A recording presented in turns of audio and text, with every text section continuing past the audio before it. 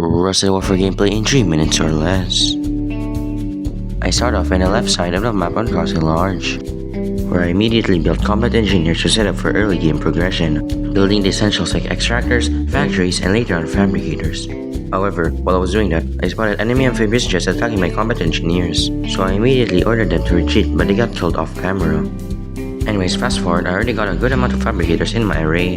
However, the enemy has full control over the island, so this could prove an issue later on.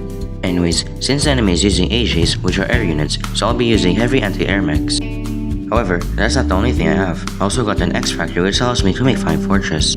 The reason why I'm gonna build Flying Fortress was so that I could stash ham in the Flying Fortress.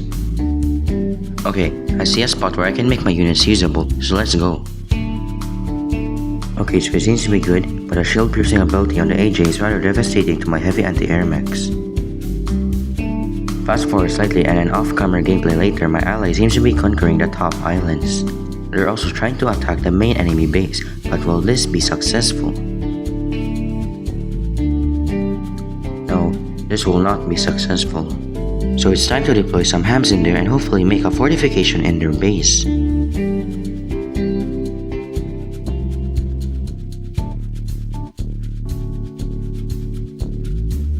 Okay, so it seems that I failed to establish a fortress on their lands, so I'm forced to retreat and recuperate for later infiltrations. Second time's the charm.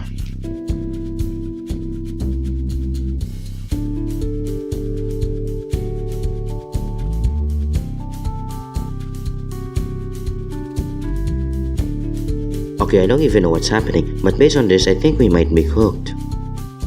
One of the enemies is using shielded hover tanks which have high health and a shield as well as a deadly beam attack. Combine that with other units like flame mechs which have a lot of health as well as a strong flame attack. So we pretty much failed to infiltrate their base, but it's not over yet. But before that, I wanna show you how the enemy shielded hover tanks slowly took away my allies' control over the islands. Of course it was over the span of 10 minutes, and this was live gameplay so I couldn't focus on the islands that much. But yes, it seems that the enemy was advancing slowly into our territory, and it wouldn't take long until they started attacking. So I need to change my strategies a little bit. What if I didn't use flying fortresses and hams, but rather firebees? Because firebees are basically better missile airships that take up less unit traps, which unfortunately this one is quite small. So now it's time to build a lot of experimental factories. And there we go. We have enough for a lot of firebees. So now it's time to build up an army of firebees and hopefully destroy the enemies and win. Okay, so here's the army of firebees. Now time to take them for a test run.